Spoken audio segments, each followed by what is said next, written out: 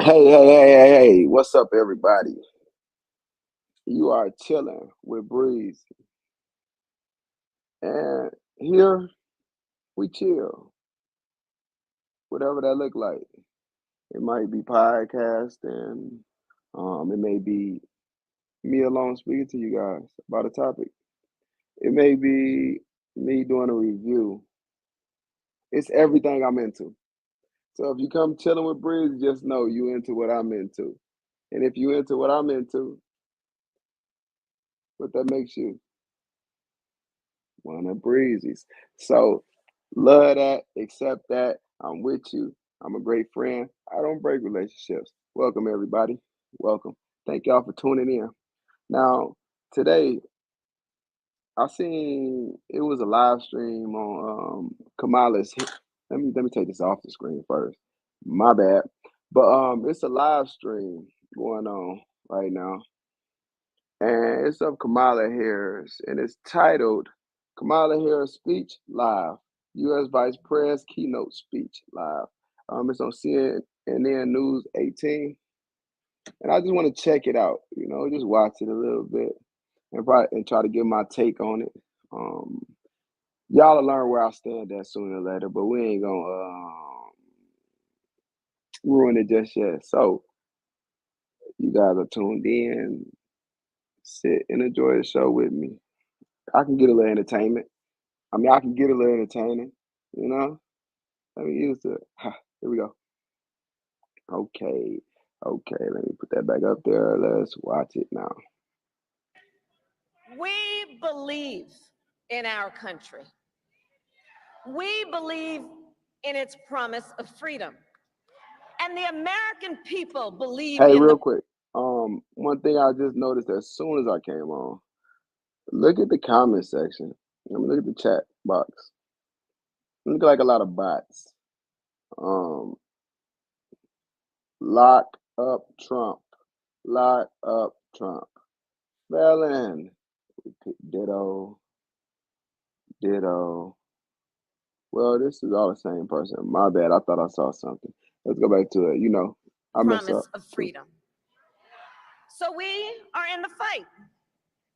We who believe in the freedom to vote will pass the John Lewis Voting Rights Advancement Act and the Freedom to Vote Act. We who believe in the freedom to live safe from gun violence will pass an assault weapons ban. We who believe that every American should be free from bigotry and hate will fight to protect our teachers and our students from discrimination and make sure every student can learn America's history.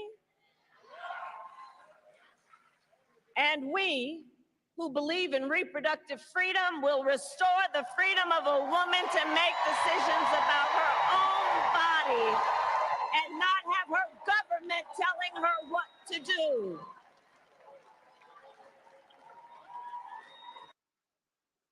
There's nothing new there. That's the same thing that Joe Biden said, the same thing that Barack said. It's the same thing. Yet she said it as if she was saying something so new and profound. You got to be a real actor to conjure that passion for something that's been said over and over and over again over time. Then you have the crowd cheering every time she says something as if it's something new. When it comes to the reproduction rights, do I believe that women should have the freedom of choice? Yes, I do. I understand why they reverse Roe versus Wade. I do. Because they're trying to preserve their race because their birth rates says that they'll be gone in probably like 20, 30 years. Don't quote me on that. But it's low. And when I say they, white people. So I respect them trying to preserve their race, trying to keep themselves alive. So while I understand that, I do think that women should have the choice. But wait. Don't run with it. Along with women having the choice, I think that men should also have the choice. And that's where people like them go wrong at. Because under their policies and everything else, they will push for women to have the right to delete a child. But if a man say he don't want a child by a certain woman, it was an accident or it was careless or just outright irresponsible of them. But when they woke up one day and they got that call saying, "Hey, I'm pregnant," they let it be known that, "Hey, let's get an abortion because we're not that, and I don't want to bring a baby in the world under these circumstances. So let's do that. Let's go ahead. We was both being irresponsible. Let's do it." But in that case, it's the woman's choice. It's her body, her choice. I get that, and I agree. But you can't then, as the court system, force that man to take care of the child through child support or any other means because it should be his right also. If you're going to give it to one, give it to the other. Just like it's her body, her choice, it's his security, his provision, and his life. So he should be in control of who he decides to share it with and who he doesn't.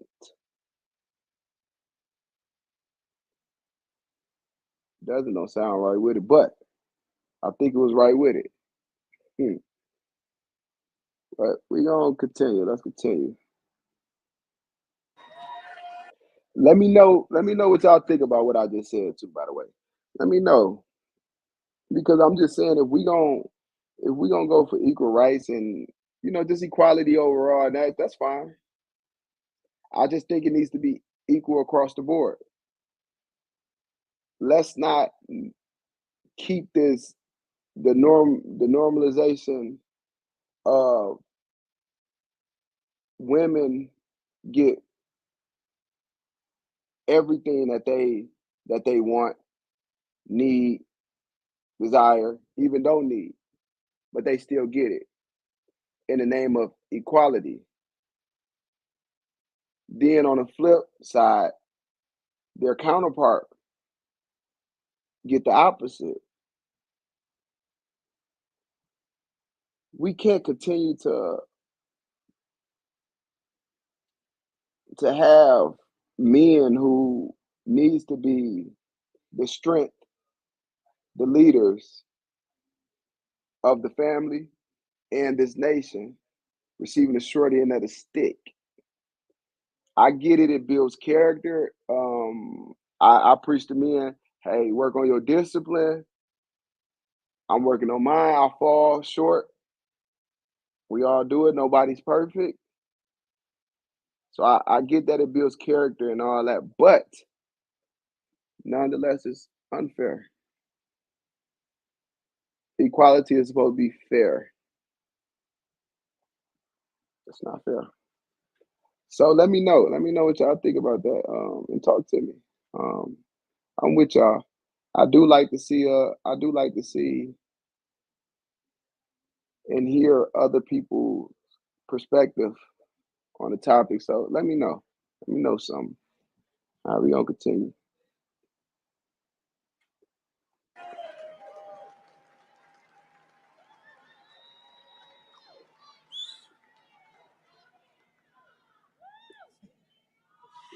So AFT, that's right, bring it on. Why is this showing so So crappy? ultimately, in this moment, I know we all know, we each in our country face a question.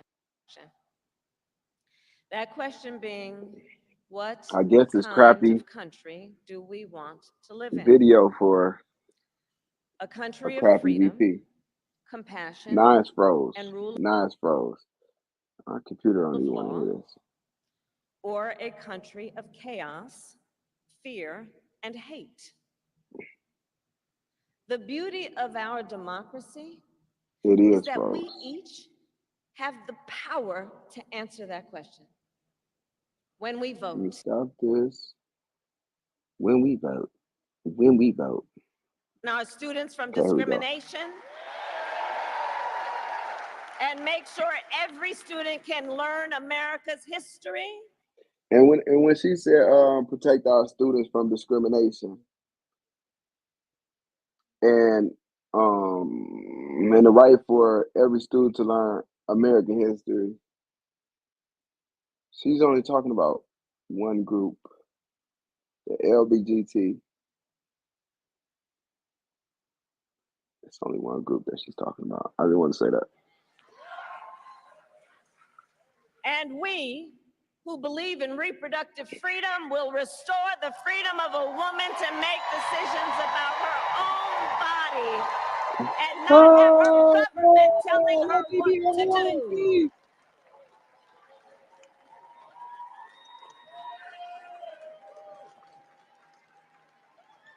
Her, by the way, her buddy is Cardi B,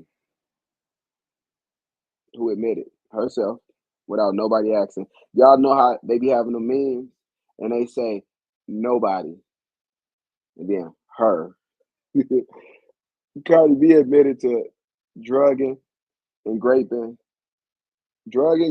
and robbing men. She claimed that nobody else put that on her. It was nobody, then it was Cardi. You didn't have to go where I went though. You didn't have to. Yeah, but that's her homie though. That's her homie.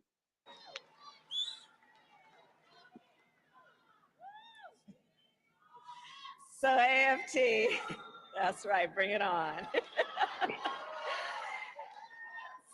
So ultimately, in this moment, I know we all know, we each in our country face a question.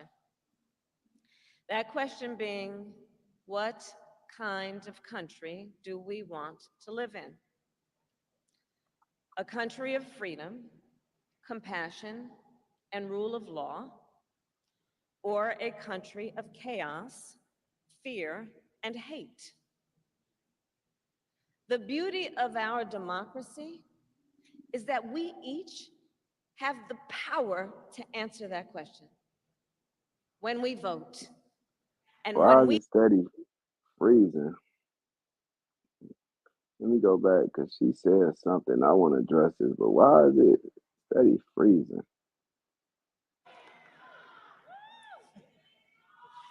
So AFT, that's right, bring it on.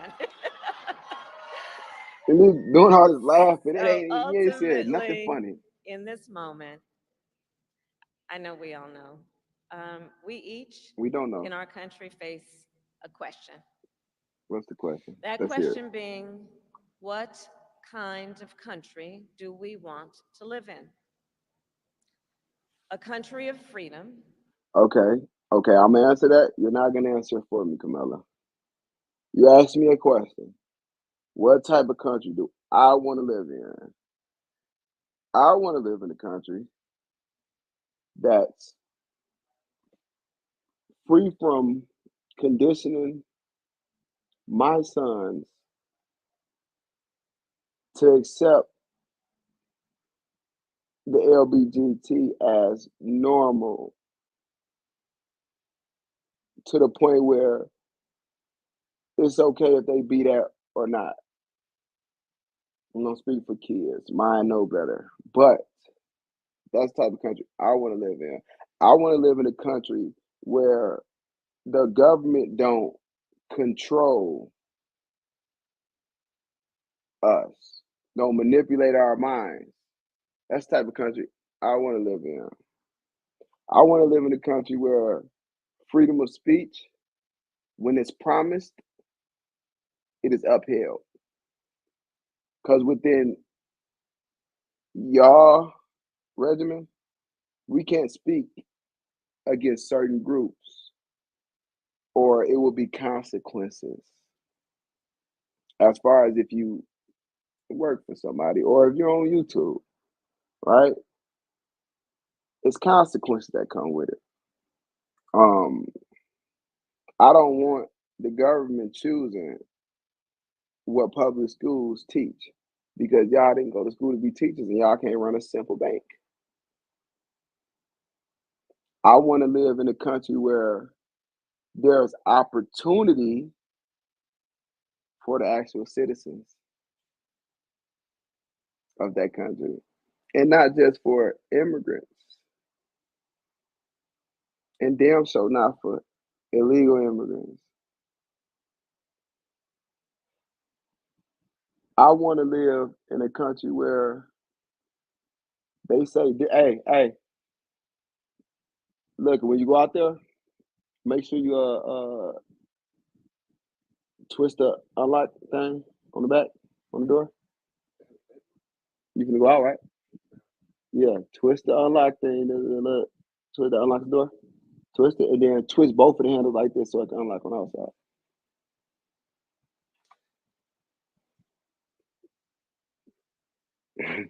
I want to live in a country that if they promise an American, I'm just American.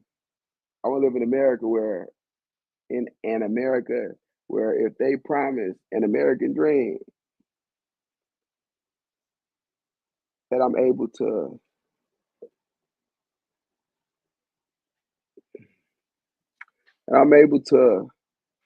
live in the dream instead of the nightmare. But anyways, that was my answer, Kamala. But we're gonna go back to let's make sure it ain't freezing. I don't know why it's freezing. It's tripping. And I got good internet. Compassion. Oh my God. I don't think they want me watching this. Let me see.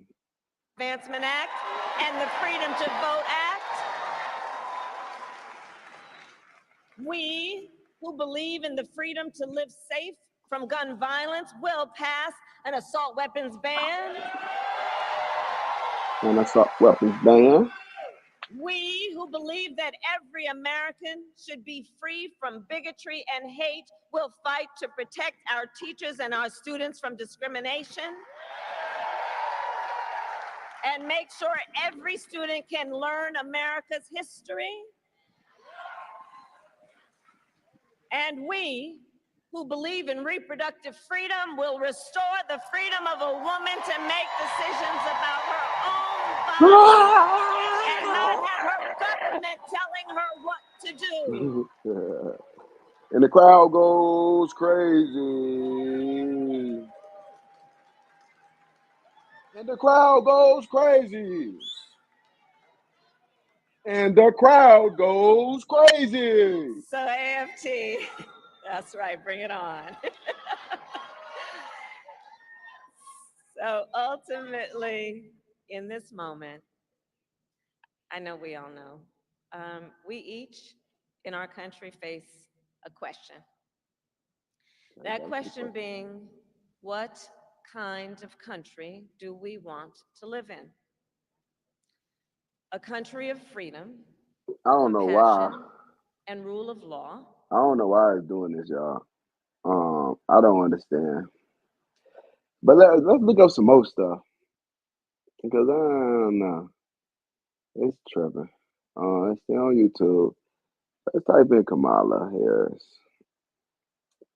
Kamala Harris. Let's stay on her for a little while. Now, let's see.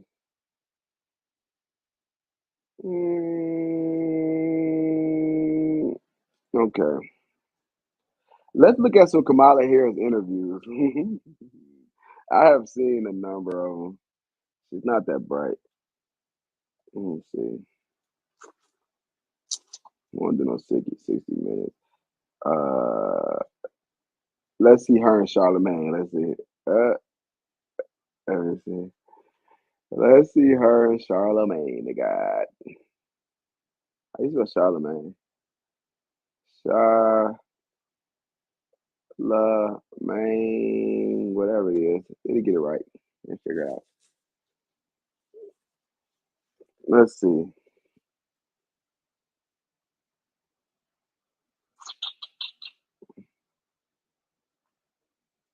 Okay, here we go.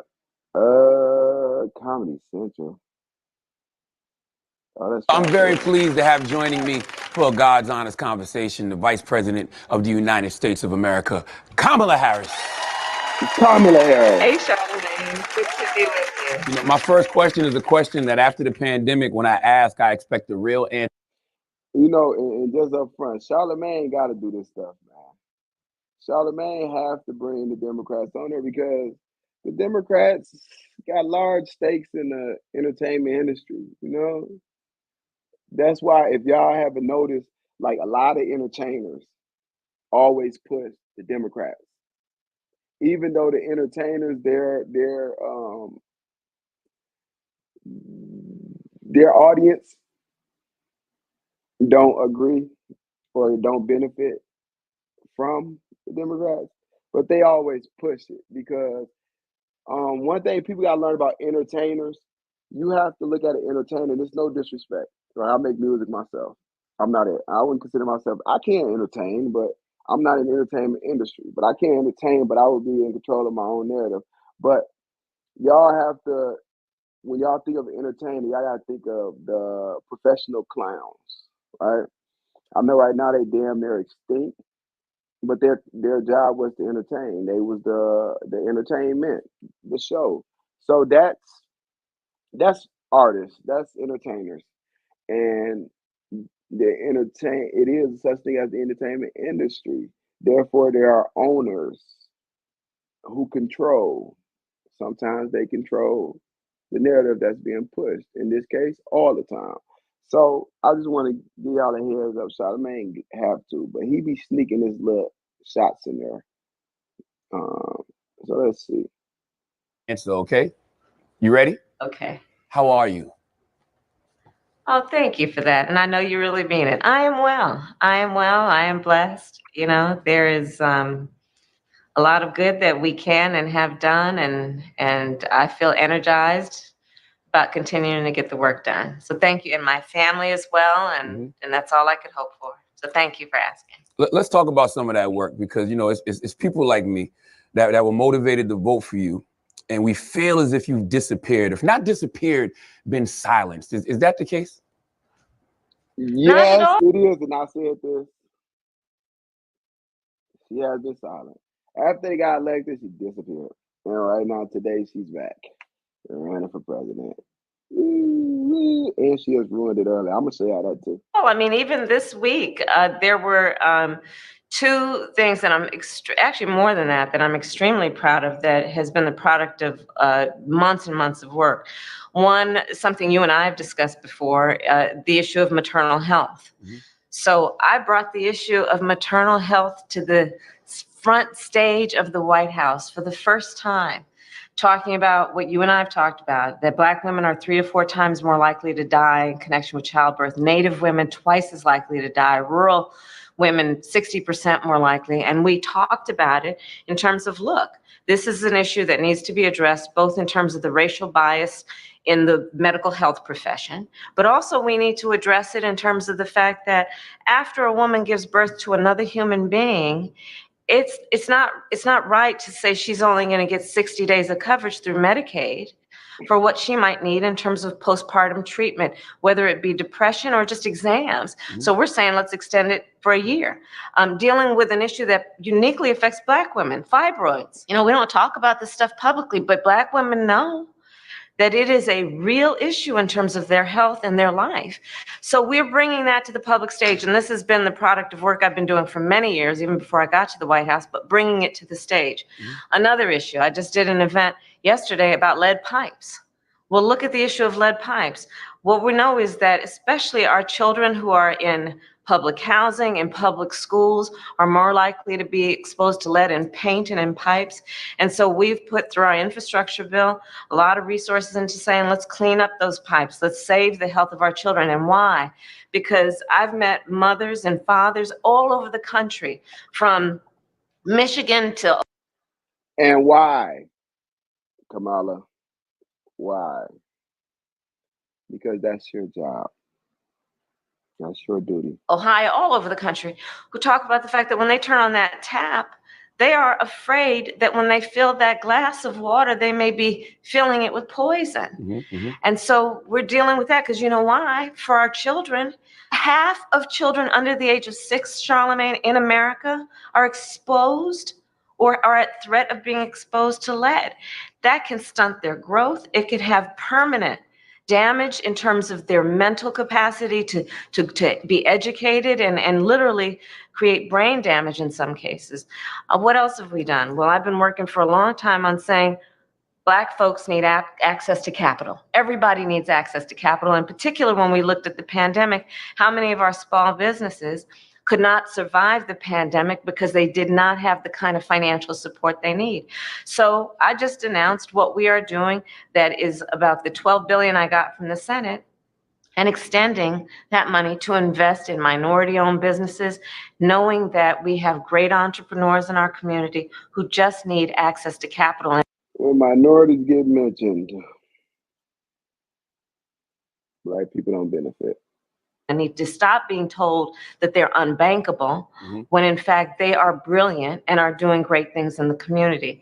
So these are some of the things I could go on. I mean, one of the other issues that I care deeply about is what we have got to do in terms of public transit. I've been working on the infrastructure law that we now have.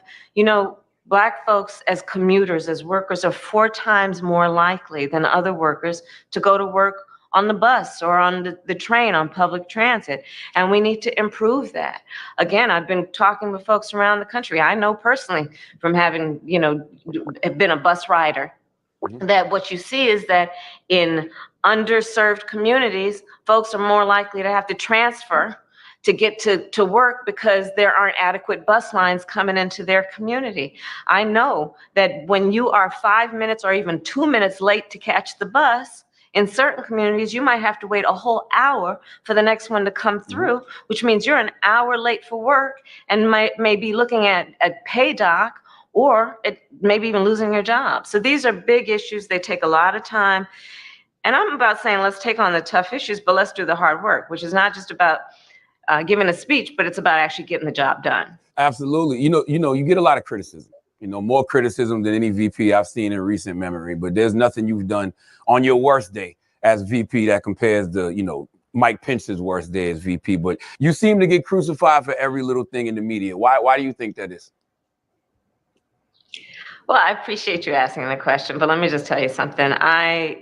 My focus is going to, I can't tell you how many places from Chicago to Charlotte to Detroit where fathers and mothers bring their little girls and little boys up to me and they say, I want to meet Kamala Harris. And then the parent shows me on their phone a picture of their child watching the TV when I was sworn in, right? That's what I focus on in terms of my motivation and my inspiration and verification of the importance of being here and getting this work done. And that's where I focus. Do you think the criticism comes from you being a Black woman, a woman of color? I think that, you know, there is definitely healthy discussion that I will leave others to have about that, but I'm going to be focused on the work and I will not be distracted. It's okay to say yes. We see it. Something you and I have discussed before. Charlamagne playing games. He know that wasn't it. He thought because you're black. He know that woman ain't black. That's why she said that. Hold on, let me go back to Say it. yes. We see it. But yeah. Now you know damn well. You know damn well, Charlamagne. Look at my face. Look at my face, Charlamagne. Look at me when I'm talking to you, Charlamagne. You know damn well that woman ain't black. And she told you that. She told all of us that. And you're not gonna sit right here and play stupid with us.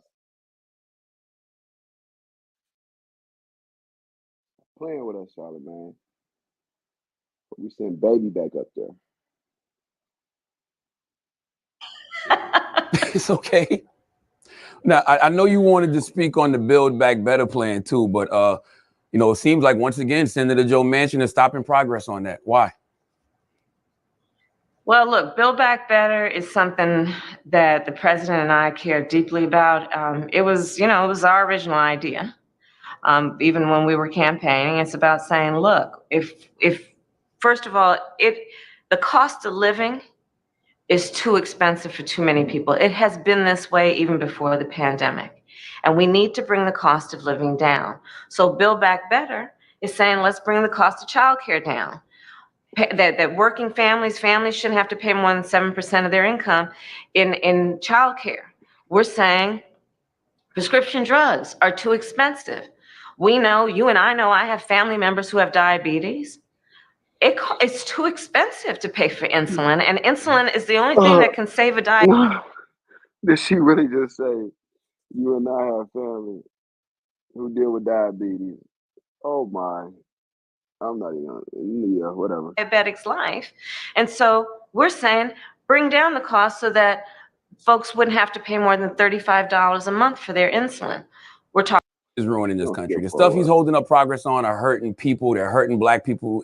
Only through the lens of Democrats versus Democrats, when the fact is Republicans are consistently and unanimously standing in the way of progress. Very true. Knock it off. It is my recollection that not one voted for the American Rescue Plan. It is my knowledge that we couldn't get them to even agree, not one, to debate on what we were trying, except maybe Lisa Murkowski at some different points, to debate what we need to do on voting. Couldn't get, because of Republican opposition, the George Floyd Justice and Policing Act to get up for a vote, something I helped write with Cory Booker. So let's put the emphasis where it really needs to be, which is how is it that today in this year of our Lord 2021 in America, that on some basic issues like upholding our democracy, we can't get bipartisan support and therefore can't get it through. You go back to Reagan and Bush. There were Republicans during those eras and even before who voted to extend the Voting Rights Act. And now we can't get anybody to stand up and say, this is about our democracy. Let me tell you something. I start every single day reading the presidential daily brief. It's called the PDB, often with the president in the Oval Office. What is in that is classified information about threats to our national security and hotspots around the world. I have had direct conversations with prime ministers and presidents and a king, some of whom I have had over to my home. These are the things that are happening, and I just want to urge us to really see where the attacks are coming and who is doing the attacking, so we can hold them. Well, y'all doing attacking on men. Just let y'all know. Pushing this feminine agenda on young boys. Y'all doing that. Properly responsible for what they're doing to harm all of us. I agree. You talked about a lot of the things that, y'all have done with the administration, but, it's a few things still left on the table. It's Simone. I just want to know if this has to be our last question. Okay. Here goes Simone. She tackled people for Joe Biden. She had to make herself known. What she is, a handler or something? What happened to that student loan money? What happened to the $10,000 promised to the students for student loan debt? Why did they renege on that? So I know you had Secretary Cardona on recently, and I'll tell you, he is working to increase relief for students. And look, I get it. I get the issue that you're talking about. I had student loans. I mean, No, Dorcetta. Sorry, lovely world. She didn't drop out. Um, Let me see. I think voting for the president is overrated at this point. They are going to choose whoever they want to win, regardless of the vote. And Kamala is not that person, so that's great. Um, as far as they're gonna choose who they want to win, so that's great. But she did not drop out. And since you asked like what's going on, I'm gonna tell you. Let me show you something. Let me show you something. This right here, I found this to be murderous when it comes to her campaign. I think this was the wrong move. The wrong move for real, for real. So let me go ahead and pull this up on the screen real quick and show you this. This is off her Instagram. She posted this earlier today. I don't know why I wish she posted this. That was pretty dumb. But okay, it's a statement from Vice President Kamala Harris. Yesterday, this is July 25th, 2024. Yesterday at a Union Station in Washington, D.C., we saw despicable acts by unpatriotic protesters and dangerous hate-fueled rhetoric. I condemn individuals associated with the brutal terrorist organization Hamas, which has vowed to annihilate the state of Israel as if they can, right? And kill Jews. Pro-Hamas graffiti rhetoric adherent, y'all said that right, adherent, and we must not tolerate it in our nation. I condemn the burning of the American flag. That flag is a symbol of our highest ideal as a nation and represents the promise of America. They probably feel like the promise of America has been broken. It's probably the reason for you. Probably should think about that. But then it should never be desecrated in that way. I support the right to peacefully protest, but let's be clear. Anti-Semitism, hate, and violence of any kind has no place in our nation. Now, apparently there was a protest. We can go to that next, right? But the thing that I saw that really stood out, and shout out to I think Vicky put me on this. Shout out to Vicky X, Vicky Diller. But look at the comment section. This is where I want you guys to focus in on. Let's see if I can zoom it in so y'all can see it. Window, zoom, okay. Let me find zoom, whatever. Let's see. Zoom, whatever. Let's see. Now we're gonna read the comments. Remind you, she need these votes. She need them, right? Because she's not that person. She needs everything. The first person. Well, not the first person, probably last person. Not this. Jesus. That's all you had to condemn yesterday? Condemn Israel's war crimes. Yes, Kamala. How about you condemn their war crimes? Like your citizens say, like the people that you want to vote for you want you to do. Flag burning isn't illegal, but war crimes are. This is so disappointing. I wanted to think it'll be different, but at least we're being informed early on. Kamala. That's why Simone was in the background. I think she was your handler at the time on the Charlamagne show, and she probably needed to be in control of you making this decision to drop this. Because right now, I think this just came and drop it down. I think you just got on your phone and just did that. How y'all say Trump do it? Just got on there and did something, didn't think it out, didn't get no advice on it. Just put it out there. This will ruin you, and anybody could saw this, right? Another one, LMAO.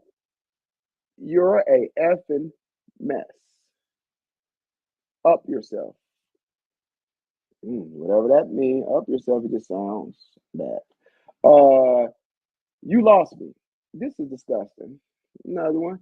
Okay, but not mentioning genocide of Palestinian children. Wow.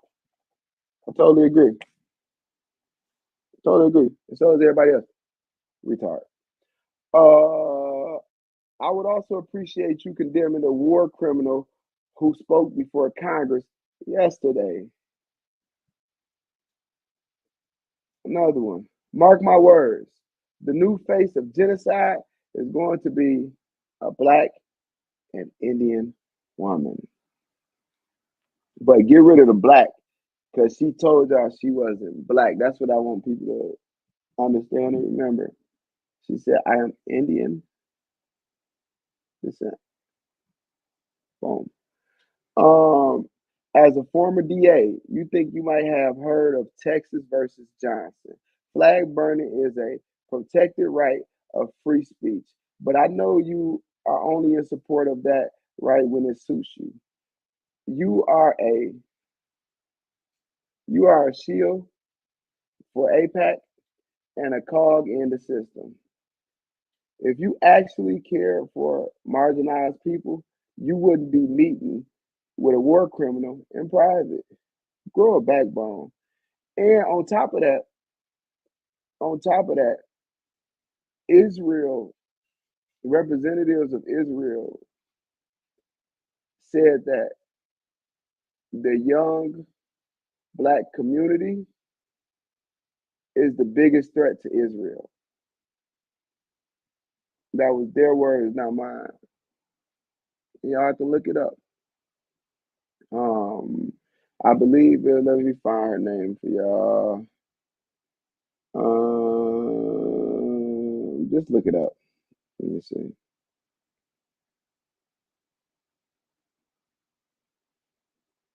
Judith Barney Shore.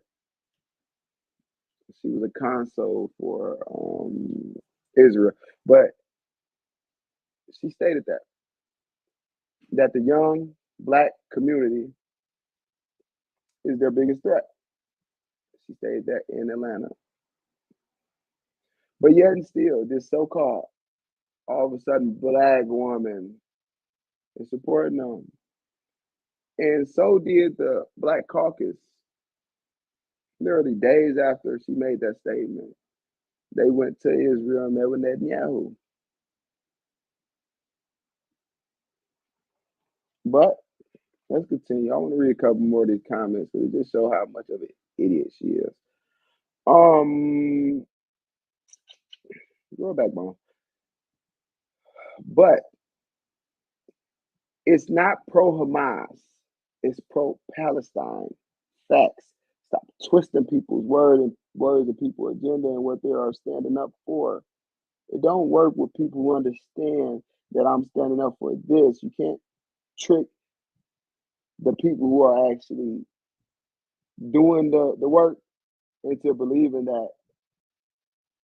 they're doing it in the name of something else. Only a retard would think that they can do that.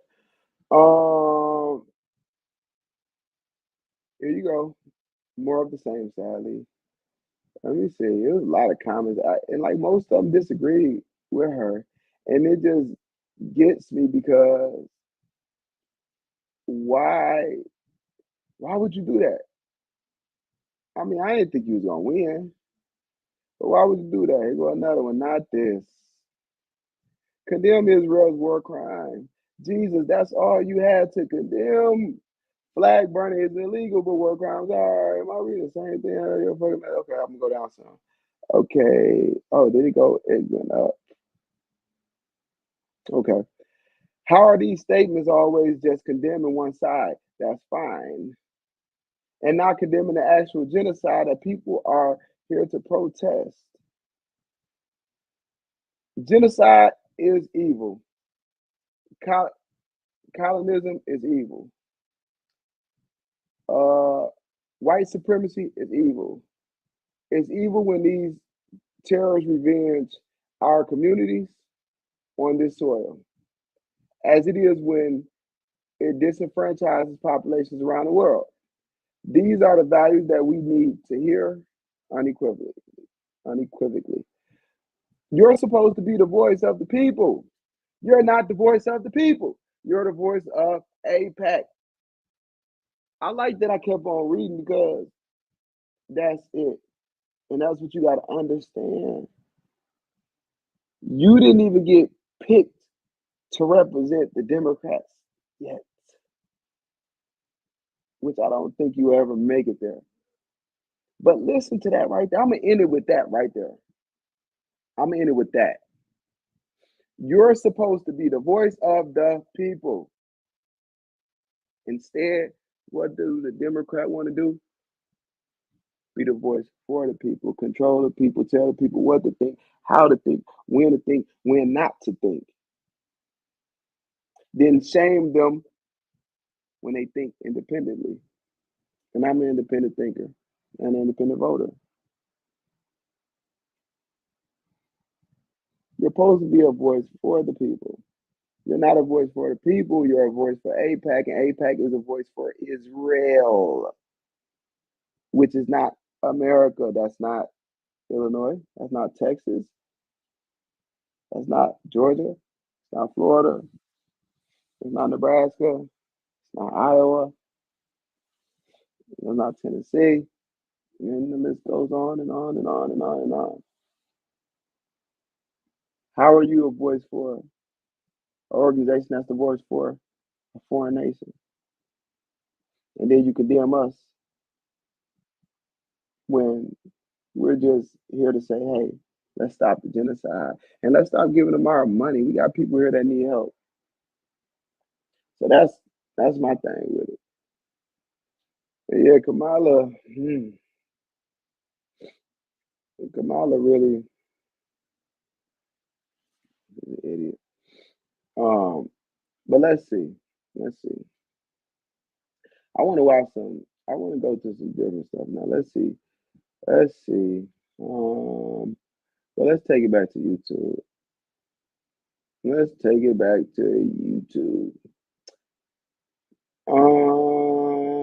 Well, let's watch this a little bit. Look, it's right now we have so many that superhero. Because what scares me is if voting rights don't pass, that they have to wear body cameras when they're serving warrants.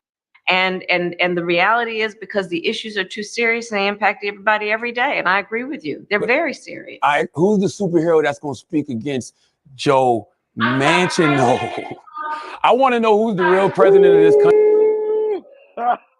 Joe Manchin. She don't want to hear that. Y'all, you know, I watched this before, y'all. So, I mean, let me show y'all who is Joe Manchin for y'all who don't understand who this guy is. Let me see.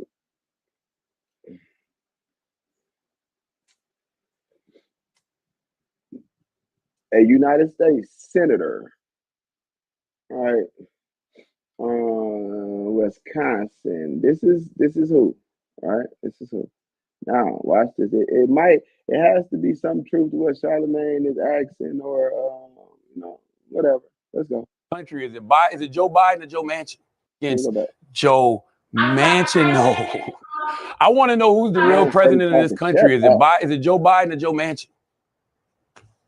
I'm sorry, I interrupted. Look, hey, this is crazy though. You got Simone in the background just talking. Shut up, please. I don't never know how to shut up. Y'all ever paid attention to how certain women just always want to let it be known I'm in the background. You get on the phone with the people, you be, yo, what's up with it? Nothing. Chilling, really. You know, a little break.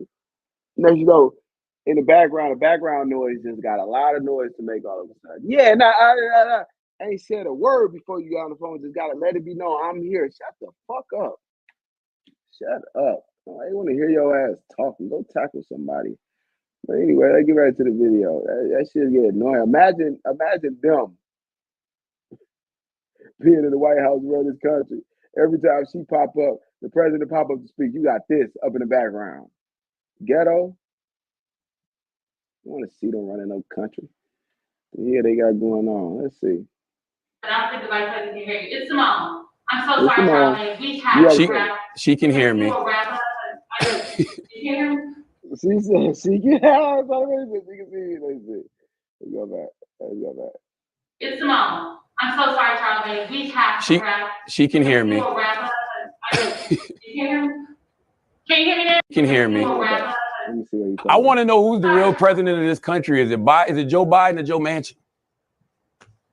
I'm sorry. I interrupted. I don't think the vice president can hear you. It's Simone. I'm so sorry, Charlamagne. We have to wrap. She can.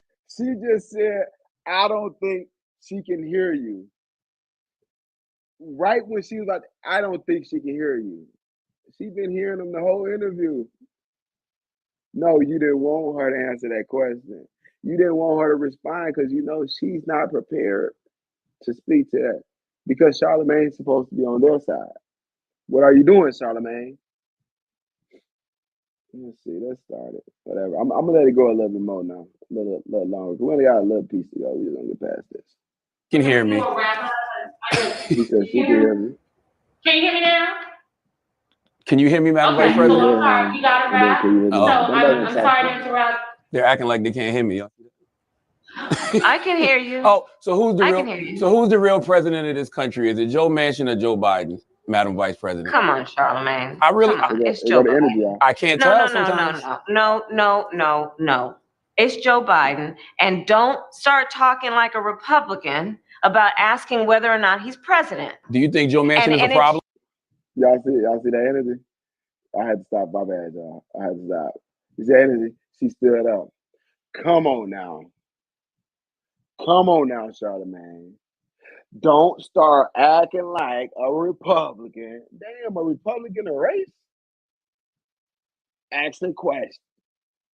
He can't ask a question about a country that he was born and raised in, about who he voted for. And is that person he voted for actually running the country, doing what he's supposed to be doing, what he voted him in to do, or is it somebody else running the scene? He can't ask that question. Why not? This is a democracy, right?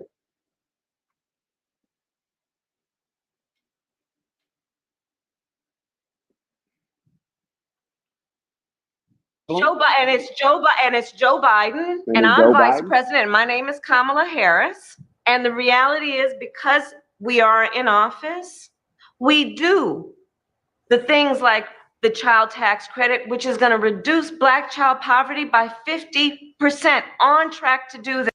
Child tax credit, that go for everybody. How is that going to reduce the the Black poverty when everybody's getting it?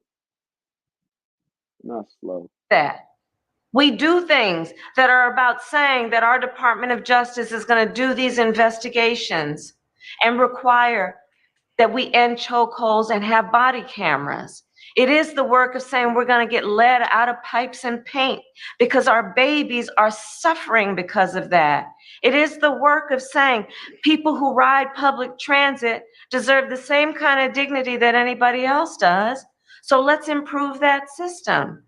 It is the work of saying that we have got to bring down prescription drug costs because folks who have diabetes should not be dying because they don't have enough money in their pocket. It's about saying Black maternal mortality is a real issue that must be treated by everybody, including the White House, as a serious issue. I hear the frustration, but let's not deny the impact that we've had. And agree also that there is a whole lot more work to be done. And it is not easy to do, but we will not give up. And I will not give up. I just want you to know that Madam Vice President, that Kamala Harris, that's the one I like. That's the one that was putting the pressure on people in Senate hearings. That's the one I'd like to see more often out here in these streets. Thank you for joining us, Madam Vice President. Hey, that's funny, man. Charlamagne, you have to end it like that, Charlamagne. Let me see. I'm about done talking about her though. He get real boring talking about her. Hey, what's this? Kid interview Kamala Harris. Let's go to Candace. Let's go, Candace. Hey, I gotta use the bathroom though. I'm gonna turn on Candace for y'all. Um, I'm sure she spoke on her. Let's see. Well, oh, it's getting interesting. Let's watch this one. I'll be back, y'all. All right, everybody, an evening live. This is so exciting. We're really doing this because we had some construction going on, and so the noise was not ideal for an earlier broadcast. But this is also exciting because Biden is going to attempt to speak, and we're going to be able to process that. And I'm so glad that you guys want to watch that live with me. Leading up to that, though, you guys, so you totally remember that guy, the night that they attempted to assassinate Donald J. Trump at the rally in Butler, Pennsylvania. His name was Greg Smith. He was the first person to be interviewed, conveniently, by BBC. They always seem to be the men on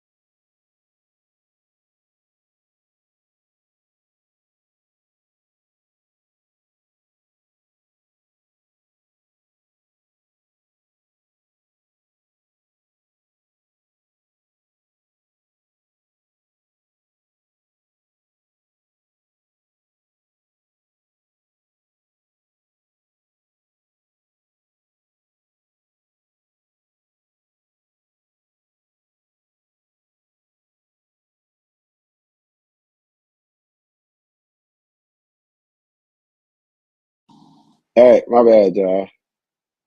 I guess it was just supposed to wait on me. My bad. I tried to let it go.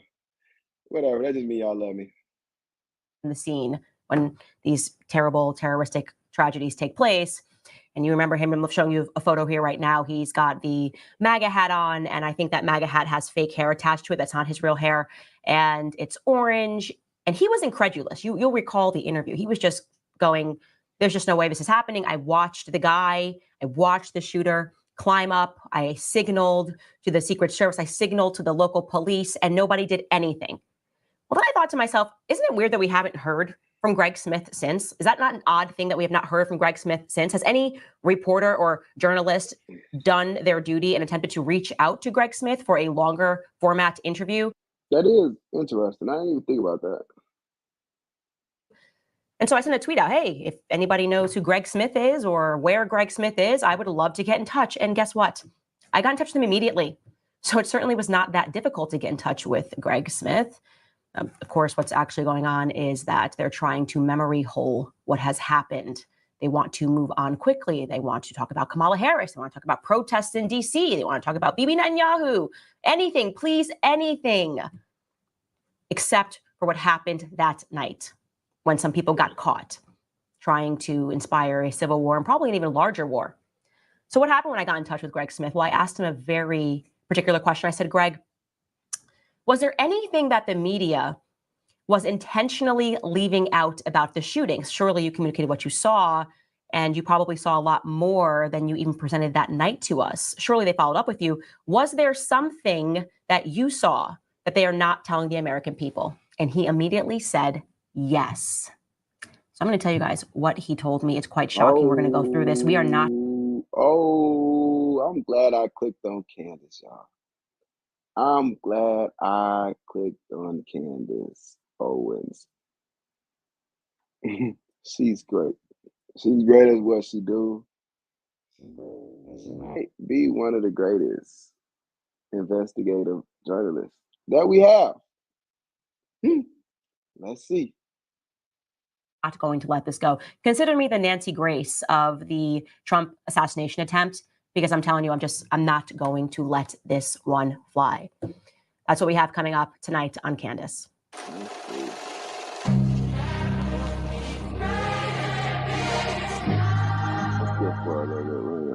All of your footage.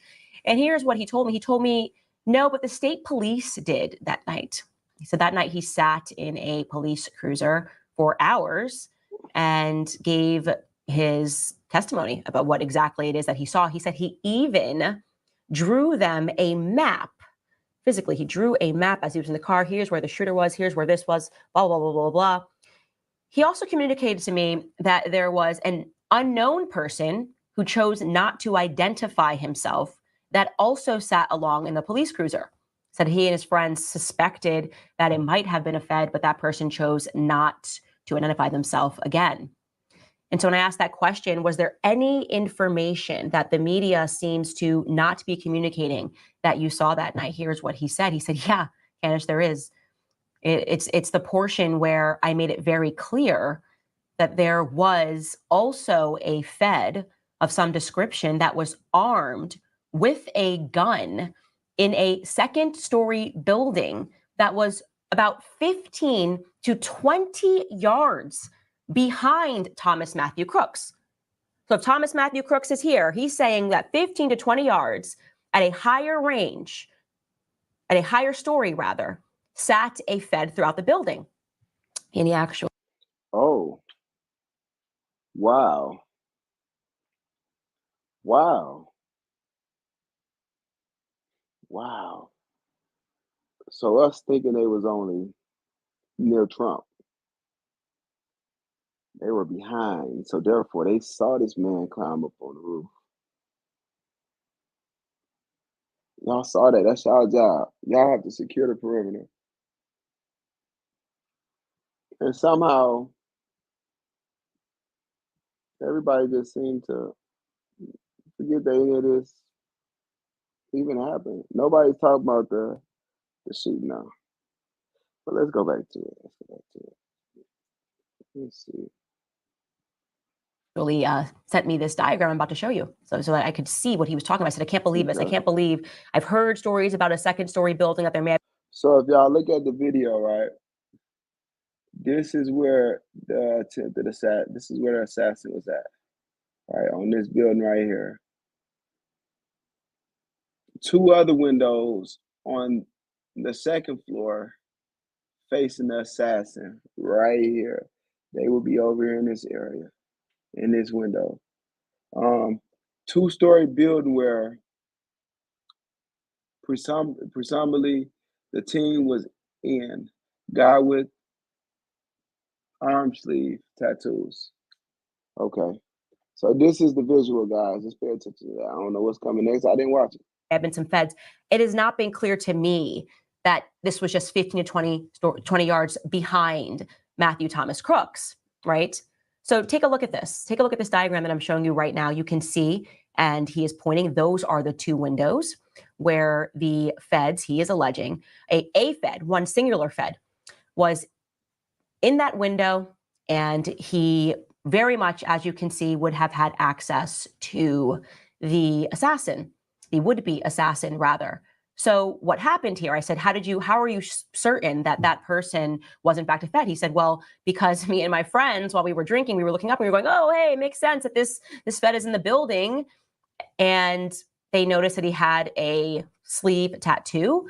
And they noticed this because when he perched out of the window, they saw his arms. And they said, yeah, he's probably there to make sure we don't do anything crazy. You know, I don't know. But obviously, it makes sense that there's going to be feds surrounding everywhere. So you have to imagine his shock. You have to imagine his surprise when he then watched somebody scale a building with a gun, frantically tried to notify people. And that gunman, that fed, is not taking any shots at Thomas Matthew Crooks. Does that seem strange to you?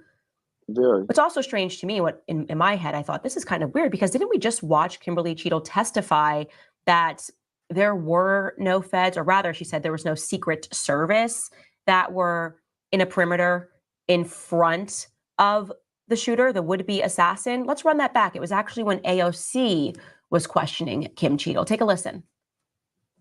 Is there a standard perimeter that the Secret Service establishes around an event, or are those perimeters independently determined per event and scenario?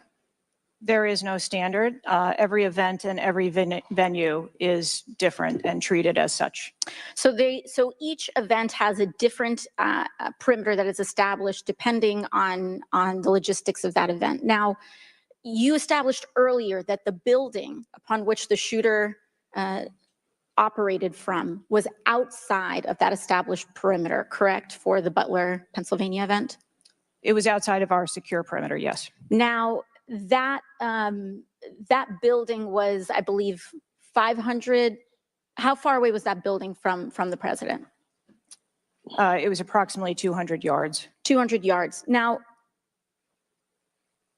the individual used an AR-15 in order to act out his assassination attempt. An AR-15 has a range of about 400 to 600 yards. My question is, why does the Secret Service perimeter, why is the Secret Service protective perimeter shorter than one of the most popular semi-automatic weapons in the United States? There are a number of weapons out there with a number of ranges. Again, an advance was completed. The determination of the perimeter, I'm not going to speak to specifics, but there are a number of factors that are taken into account when we determine our perimeter. Some of it has to do with terrain, some of it has to do with buildings, some of it has to do with assets and resources that are available. And so what I'm hearing is that a perimeter was not established outdoors in an outdoor venue that would prevent an AR-15, which is one of the most common weapons used in mass shootings, Exactly. from being able to be within the range of Secret Service protection. A perimeter was established, and even though there were buildings that were outside of that perimeter, it wasn't just that building. There were a number of buildings in the area, and there was overwatch that was created to help mitigate some of those buildings.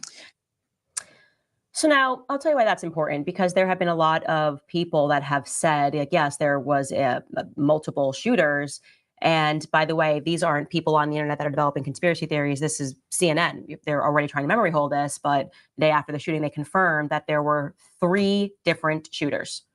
3 different shooters that night, and we're supposed to assume one obviously was the would-be assassin, and then in the confusion, people that were trying to take out the would-be assassin. But here's what's interesting. I want you guys to take a listen to this.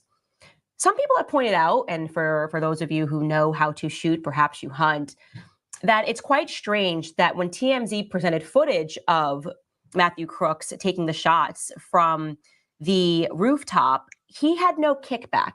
His head didn't go up.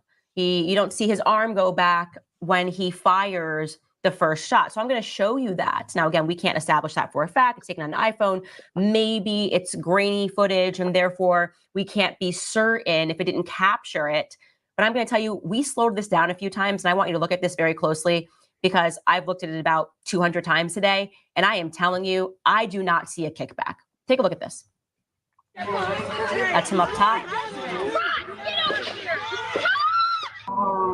None at all. Yes, none. There's no kickback.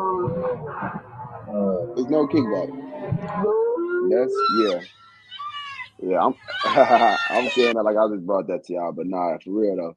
There's no kickback. Let's see. Let's start all over. Let me see. I'm not gonna play it again, but let me see. Look at this.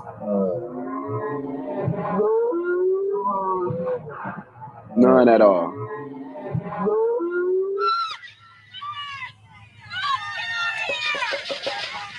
It's none. Now, another Wow. thing that's interesting is that a person named Chris Martinson, he put together a very long video, which everybody should watch, and we'll include it in the links description after this video. But he basically broke down the different sounds. He too establishes that he's hearing 3 different guns, and that the first round of shots does not sound like the second round of shots that we hear. And he does a very good job breaking this down. But first, I want you to listen to the original shots that are fired so that you can hear this with your own ear, because it's actually better for you to analyze this yourself and go, well, actually, yeah, these do sound like they're coming from different weapons. So take a listen to this. And yes, you're going to hear yelling over this because we did not want to in any way edit the footage here. Take a listen. Decide for yourself, does 1, 2, and 3, do they sound the same at all compared to the other ones that you hear? Okay, and remember, we already have the analysis from audio experts elsewhere saying there's a difference between weapon A and weapon B. And I can show you that the rounds fired from weapon B were also aimed at the stage. Okay, so this is important. 2 weapons, one fires a string of 3, another fires a string of 5 or 6, depending on how we count, and off they go. And they were also out hitting the crowd and headed towards Trump. Okay, this is important because now we do not have a lone gunman anymore. Okay, so listen up. Here we go.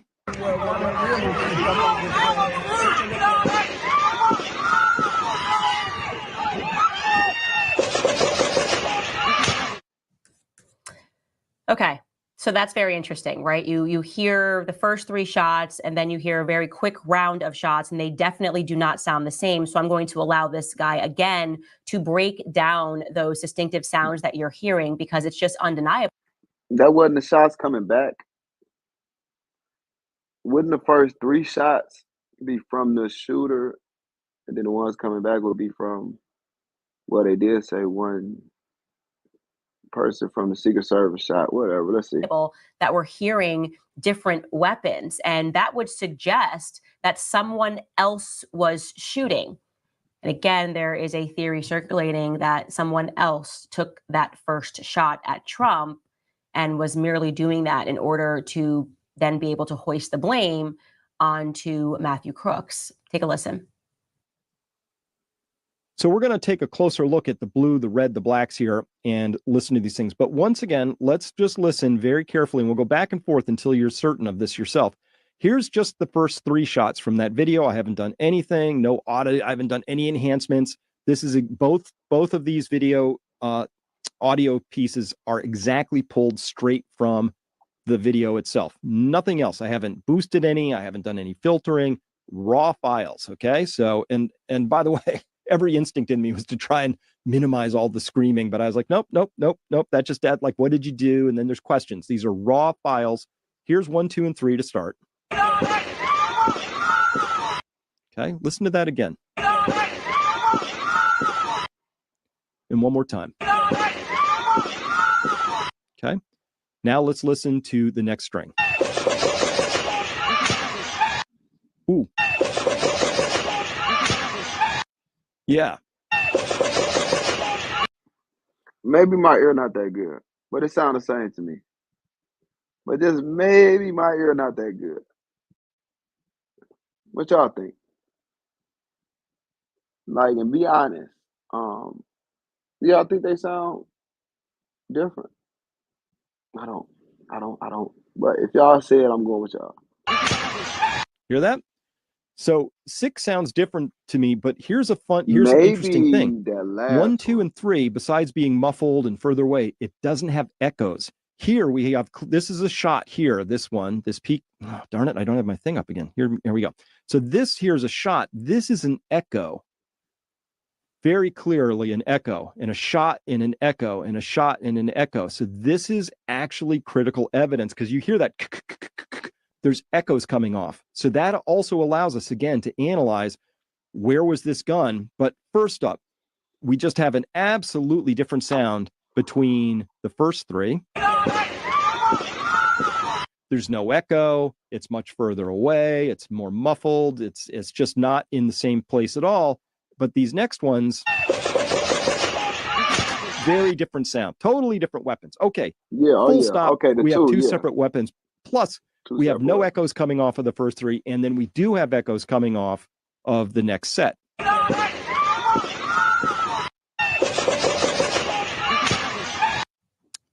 Now, to be clear, CNN already established that there were 3 different guns fired that night. So this is not like this guy's on this investigation and we can debate and like, no, it's all just coming from one and there were 2. Like, they already said there were 3 distinct weapons. And I'm not sure why we're not seeing more questioning about that. Again, it seems to have been memory hold, because it does beg the question, why are we not getting a clear understanding of what exactly happened? Who fired first? Who fired from what distance? Who were the 3 people, or the 2 agents rather, that fired?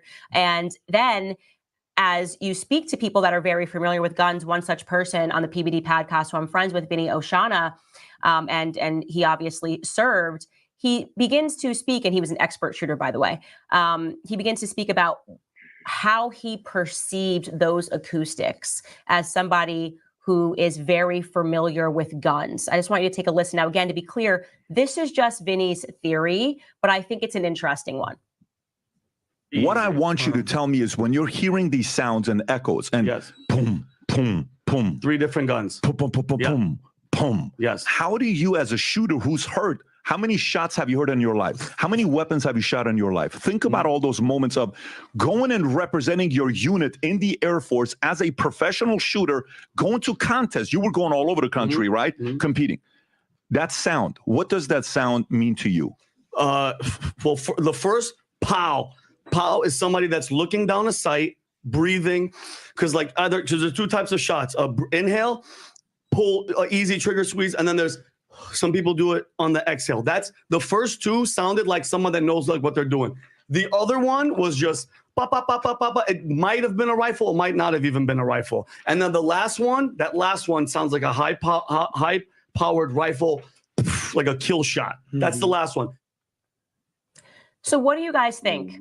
It seems like we're not getting any answers. Obviously, Kim Cheadle has virtually said, she said nothing really, other than I'm just going to have to pass this over to the FBI. But when you're hearing from people who are really familiar with guns, when you're hearing from people who have served and telling you this sounds like a higher powered weapon, this is a different sound of a different weapon, you can tell by the rapid pace. The first 3 sounds very controlled. Do you believe that? Do you believe that we're getting the full picture?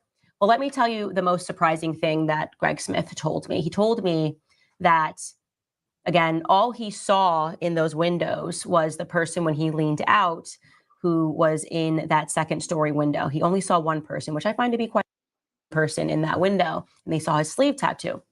And the next time that he saw that sleeve tattoo, it was because there was a person standing over the dead body of Thomas Matthew Crooks. So I'm going to show you that photo with the man holding the sleeve tattoo. Yeah. With the sleeve tattoo. That's him right there, yeah. Now, is that the guy that was on the roof directly behind him? The story that we're getting, by the way, because they are acknowledging that there were men in the 2nd story building, was that, yeah, there were men in that 2nd story building, or a man in the 2nd story building. But then once Matthew Crooks got onto the roof, they ran down. Does that make any sense? Can we just all use a little bit of common sense right now to determine whether or not what I just said makes any sense? So you have a perfect shooting distance 20 yards away from a shooter that is lower than you, because you're above him. And you see that he is on the roof. And rather than taking the shot and shooting him, you decide to go down to climb his ladder. Not believable. And then stand above him.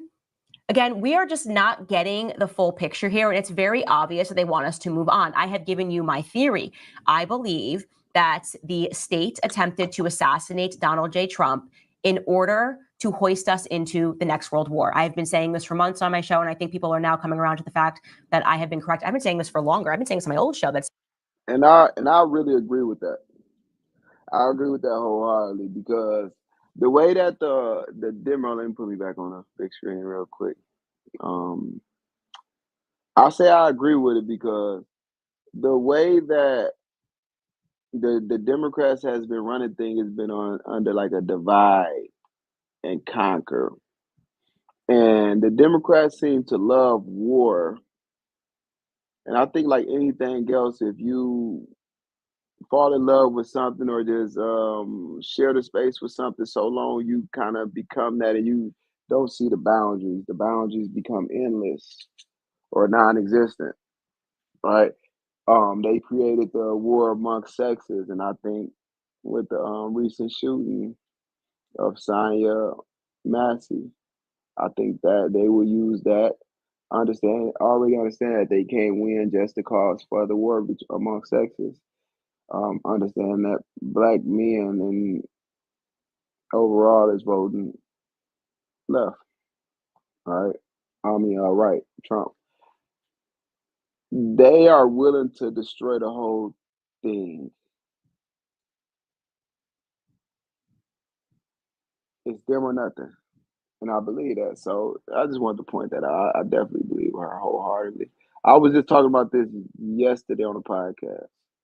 It's very obvious that the elites want World War III, right? It's the only way that they can hit that great reset button every single time. You just have to bomb a bunch of stuff, cause chaos, and then you get to assert new dominance in the world because you're not original enough to get dominance the correct way through your ideas. And so they've been itching for war with Russia. They've been itching for war with Iran. And the first thing that they tried to sell to us was that Iran had hatched some plan to assassinate Trump at the Butler, Pennsylvania rally. Again, does that make any sense to you? Really? Like I said, Trump was supposed to die that night, and we were supposed to be all angry and emotional and reactive and say, yeah, now, rah, rah, rah, we want war because we want justice for whoever did this to Trump. That was their plan. It failed because he is alive today. But don't worry, now they're still going to remind us, which is going to bring me, obviously, to Bibi Netanyahu in Congress today. But before we get to that, guys, I'm going to encourage you to check out our new store, which is on Sticker Mule. It's a great website. It's packed with awesome candidates. It'd be hard for you to miss it because I'm at a place right now where I just think that the left and the right have just become the same. You know what I mean? Is anybody else feeling that way, that like we're just actually the same reversed at different times? And we just like pick our issue in which we become leftists and we go, okay, this is the issue where actually I don't believe in free speech. I don't believe in free anything. And I think we should send our money overseas. Like that's like kind of what it feels like, and it's usually some social justice issue. But I particularly noticed this today because Bibi Netanyahu was set to address the House and the Senate, actually, a joint Congress. And leading up to this, obviously, people were heavily upset. We knew there were going to be protests. We knew that people that are pro-Palestine were going to be outside protesting his arrival. I think actually even somebody released maggots at the hotel that he was staying at in DC. And of course, there's only one lone congressman who has been my favorite congressman for the last 3 years. I've had him on my previous show, Thomas Massey. He was the only person who said, yeah, no, I'm good. I'm not going to attend this because why do we need to have Zelensky addressing Congress? In fact, Israel addresses our Congress more than any other country, at least since the last 20 years. They tend to address our Congress a lot. And I just don't see what the point is of that. Well, now we know it's because they want more money and they need to emotionally convince you why, as the American people, you should be okay getting to work and constantly sending your money overseas because there's some greater social justice narrative that needs to be fulfilled. Thomas Massey right away tweeted this: today, Congress will undertake political theater on behalf of the State Department. The purpose of having Netanyahu address Congress is to bolster his political standing in Israel and to quell initial international opposition to his war. I don't feel like being a prop, so I won't be attending. Yeah, that's me. Like, that is where I'm at right now. I just think everything is a little fake and gay, as I say all the time. It's all performative. We are watching a show. And unfortunately, we are the characters in it. Like, we are the ones that are the most impacted by all of this. But I'm just so tired of watching the fake emotion of people in Congress. And when it's very obvious that all they care about is making their lobbyists happy. And there's no lobbyist that is happier than AIPAC, right? The American Israel PAC. So they tweeted instantly at him. You know, they've launched attacks on him. They've spent money trying to get him not elected, which is totally normal that we would just have them. They should have to register as a foreign agency. But they tweeted this once again. At Rep. Thomas Massie is standing with AOC and Bernie Sanders against our ally Israel. Oh, okay. I guess we're supposed to think that Thomas Massie, who has been the most consistent defender of the American people, defender of the American pocketbook, I should say, by voting against every foreign dollar overseas, no matter what country is involved. I guess we're supposed to think, oh, now he's AOC. Like, no, that's not going to work on me. I guess it works on some people. And he replied to AIPAC, good for him, because he has a spine. And he said, call me anything you want. I still won't be attending your war rally, because that's what it is, never-ending wars and a new reason to rally around the war because, oh my gosh, how could you not want war this time? 9/11, how could you not want war this time? What weapons of mass destruction, war this time? The Taliban, war this time?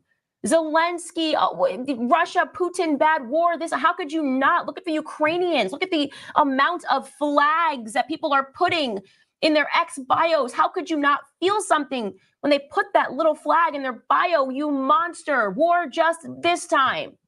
Oh, Bibi Netanyahu, are you anti-Semitic? Are you like a Jew hater? How could you not want October 7th this time? That's all we get. That is all the American people get all the time. We're such monsters. How could you not? Look, he traveled all this way. War this time.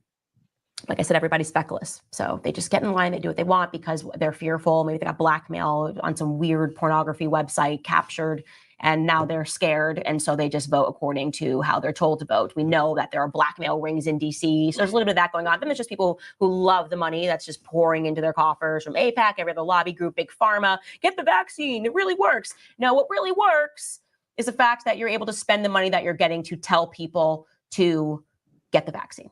I'm sick of it. I'm just so sick of it. I'm bored. Beyond anything else, I'm bored of the lies being told to the American people. And of course, it's very obvious, like I said, they want to go to war.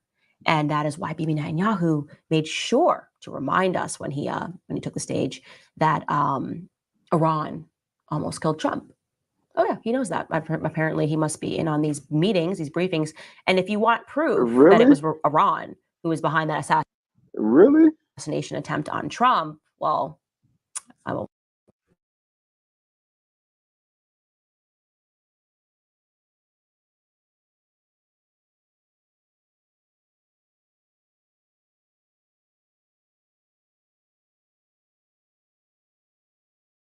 tell you guys, just trust the science. They said it, that Iran sent them a message, and we're not going to see the message or what it said, or they intercepted a message, whatever it was. Maybe Iran just sent them a post and said, hey, we're going to kill Trump in Butler, Pennsylvania. Trust the science. And of course, Iran came out and said, none of this is true. Are the American people awake yet to the fact that they just make stuff up as they go along? Yeah, I am actually awake to the fact that they're just making stuff up as they go along. How convenient, by the way. How lucky is Netanyahu? He wanted to go to war with Iran, and then at the exact same time, Iran tried to assassinate Donald Trump on live television. So now I guess we have to go to war with Iran. Are you smarter than a fifth grader? Should Bibi Netanyahu buy a lottery ticket? Oh, I'm sorry. I shouldn't be saying that because I guess I'm just supposed to like be pro-Israel because I don't know, AIPAC or something, or they're not funding me. If maybe for the right dollar, I'll just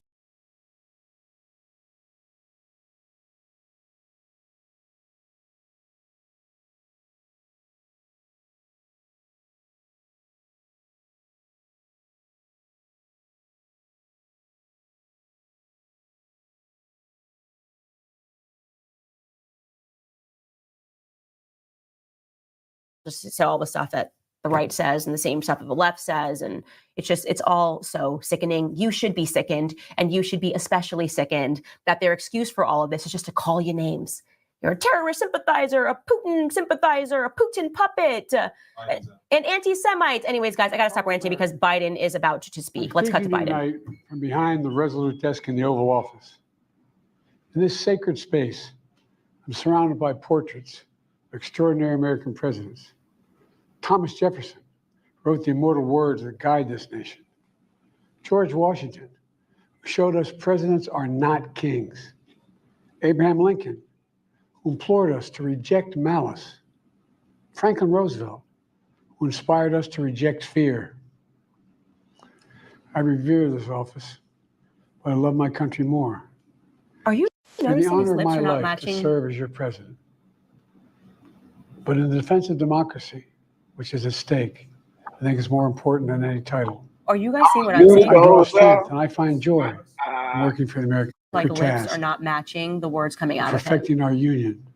It's not about me. It's about you, your families, your futures. It's about we, the people. Skylar, what do you see here? We can never forget that. And I never have. I've made it clear that I believe America is at an inflection point. One of those rare moments in history when the decisions we make now will determine our fate of our nation and the world for decades to come. America's going to have to choose between moving forward or backward, This looks between really hope and hate, weird. between unity and division. We have to decide, do we still believe in honesty, decency, respect, freedom, justice, and democracy? In this moment, we can see those we disagree with not as enemies, but as fellow Americans. Can we do that? Does character in public life still matter? I believe you know the answer to these questions because I know you, the American people. And I know this, we are a great nation because we are good people. When you elected me to this office, I promised to always level with you, to tell you the truth. And the truth, the sacred cause of this country is larger than any one of us. Moving? And those of us who cherish that cause, cherish it so much, a cause of American democracy itself, must unite to protect it. Okay. You know, in recent weeks, it's become clear to me tie is weird. that I need to unite my party in this critical endeavor. I believe my record as president, Go up and down like that. my leadership in the I world, thought it was like side to side. my vision for America's future, all merited a second term. But nothing can come in the way of saving our democracy. What? That includes personal ambition. So I've decided the best way forward is to pass the torch to a new generation. That's the best way to unite our nation. You know, there is a time and a place for long years of experience in public life. There's also a time and a place for new voices, fresh voices. He's dead. Yes, younger voices. He's dead. And that time and place is now. Over the next 6 months, I'll be focused on doing my job as president. That means I'll continue to lower costs for hardworking families, grow our economy. I'll keep defending our personal freedoms and our civil rights, from the right to vote to the right to choose. I'll keep calling out hate and extremism. Make it clear there is no place in America for political violence or any violence ever, period. And I'm going to keep speaking out to protect our kids from gun violence. Our planet from climate crisis is the existential threat. And I will keep fighting for my cancer moonshot so we can end cancer as we know it because we can do it. And I'm going to call for Supreme Court reform because this is critical to our democracy, Supreme Court reform. You know, I will keep working to ensure America remains strong, secure, and the leader of the free world. You can't keep working, man. You almost out of there. You know, you got however long this speech is. That's how long you got till you got to go take a nap, though. I'm the first president in this century to report to the American people that the United States is not at war anywhere in the world. We'll keep rallying a coalition of proud nations to stop Putin from taking over Ukraine and doing more damage. We'll keep NATO stronger, and I'll make it more powerful and more united than any time in all of our history. I'll keep doing the same for our allies in the Pacific. You know, when I came to office, the conventional wisdom was that China would inevitably surpass the United States.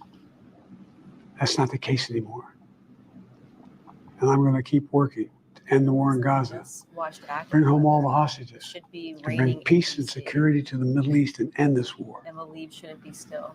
We're also working around the clock to bring home Americans being unjustly detained all around the world. You know, we've come so far since my inauguration. On that day, I told you, as I stood in that winter, we were stood in a winter of peril and a winter of possibilities. Peril and possibilities. We were in the grip of the worst pandemic in the century. The worst economic crisis since the Great Depression. The worst attack on our democracy since the Civil War. It's raining. We came together as Americans. Yeah. We got through it. Could be raining. We emerged stronger, more prosperous, and more secure. Today we have the strongest economy in the world, creating nearly 16 million new jobs, a record. But he probably wages are up. Inflation continues to come down. The racial wealth gap is the lowest it's been in 20 years. We're literally rebuilding our entire nation, urban, suburban, rural, and tribal communities. Manufacturing has come back to America. We're leading the world again in chips and science and innovation.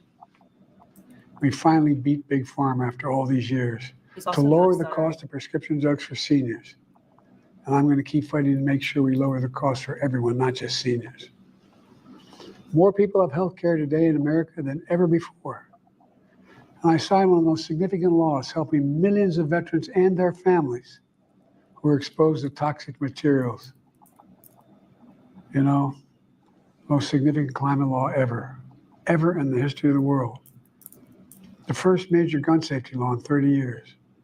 And today, violent crime rate is at a 50-year low. We're also securing our border. Border crossings are lower today than when the previous administration left office. I've kept my commitment to appoint the first Black woman to the Supreme Court of the United States of America.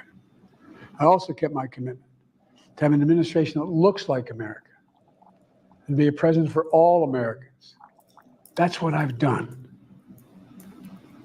I ran for president 4 years ago because I believed and still do that the soul of America was at stake. The very nature of who we are was at stake. That's right. He's not clear. And that's still the case. America's an idea. An idea stronger than any army, bigger than any ocean, more powerful than any dictator or tyrant. It's the most powerful idea in the history of the world. That idea is that we hold these truths to be self-evident. We're all created equal, endowed by our Creator with certain inalienable rights: life, liberty, pursuit of happiness. We've never fully lived up to it, to this sacred idea, but we've never walked away from it either. And I do not believe the American people will walk away from it now. In just a few months, the American people will choose the course of America's future. He's not stuttering at all. I made my choice. I've made my views known. I would like to thank our great Vice President, Kamala Harris. She's experienced, she's tough, she's capable.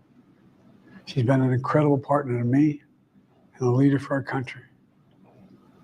Now the choice is up to you, the American people.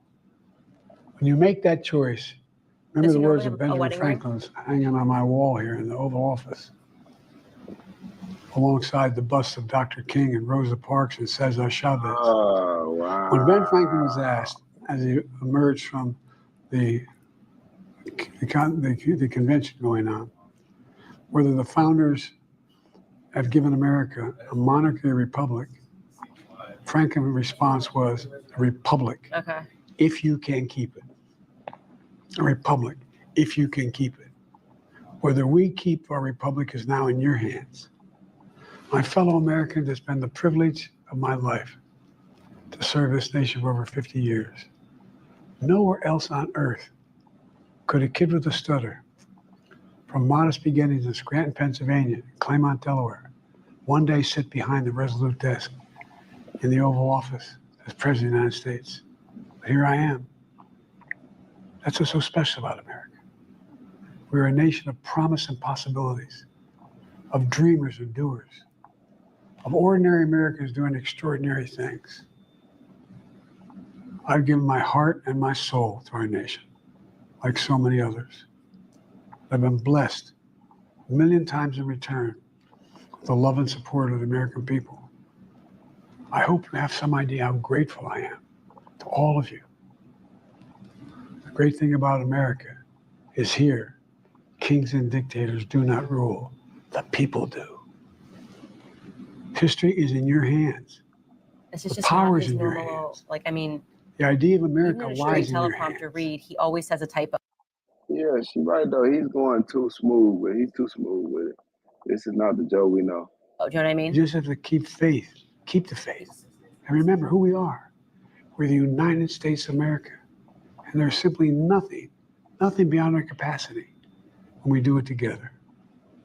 So let's act together. Preserve our democracy. God bless you all. May God protect our troops. Thank you. I am just gonna let the live chat here. I don't know. Weird, very weird. I'll tell you what I thought instantly was weird. I thought it was strange that he did not trip over his words, because even in a teleprompter read, Joe Biden, I don't think he has ever made it through a teleprompter read without misspeaking, pronouncing a word wrong, saying something funny, giving us an end quote. I don't know. That just felt very weird. I don't know what else to say other than it did not seem right. Something about that did not seem right at all. And I'm not sure why he implied there that he was going to let the next generation take care of things. He hasn't really spoken out about what led him to come to this decision. Is it just that like the next generation wasn't on his mind at all when a couple of weeks ago he said that he was still going to run despite his horrible debate performance? I just don't understand. I'm trying to comprehend what we're listening to, where we were supposed to get an understanding of his thought process, what led him to this moment. Instead, we got a very rigid, robot-like speech that was clearly written by someone else. And something about that just felt extremely inauthentic to me. I don't know if you guys feel the same way. Not a single word off prompter. Even Biden, when he's reading on prompter, will go off prompter, which is when he usually really fumbles the ball because he's saying stuff like, or something. That was like watching a robot. That was absolutely strange. And this may have been our fault because I know that some of you guys noticed it seemed like the words, like his mouth was moving faster or slower than the words. That may have been because we pulled it in. I'm not sure. But all I know is that all of that was weird. And you are justified in believing that all of that was weird. I mean, I don't know what to say. Look, that's enough. That's enough. What I'm going to do is I'm going to leave out. I'm going to leave out and I will be back. Breez will be back. Chilling with Breez. Let me know what y'all want to talk about. Right? Let me know. I'm open. I want to watch it for the first time with y'all. Let me know. I'm with it. I'm willing to check it out. And that has been the time. Chilling with Breez. Now, I'm going to tell y'all something. Y'all don't have to go home.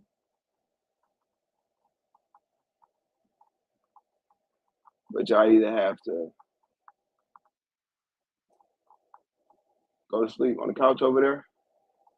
I got some blankets in the back. I can grab them for y'all. I can lay down and go to sleep. If it's too late for y'all to drive home, that's cool with me. I ain't pushing y'all out. If y'all don't decide to sleep on the couch, I got to get the hell up out of here. I got to go to sleep. It's already, what time is it? 1:04. I got to be up at 5:30. Ooh, I'll be pushing it. But I had to do this because I had to break the ice. You know what I'm saying? I had to break the ice. I love conversation. I love talking. You know, I'm going to get better. And I'm going to continue that. I'm going to get better because every day I'm figuring it out. Right? I will be back. Check this out. You know, give me your honest opinion. Y'all can say it sucked. Y'all can say, hey, you need to get more character because I got character though. I got to bring it out. Just give me a little moment. All right? I'll be back. That's been Chilling with Breezy. I appreciate y'all for tuning in with me. All right, I said a night. Love you. I'm out of here.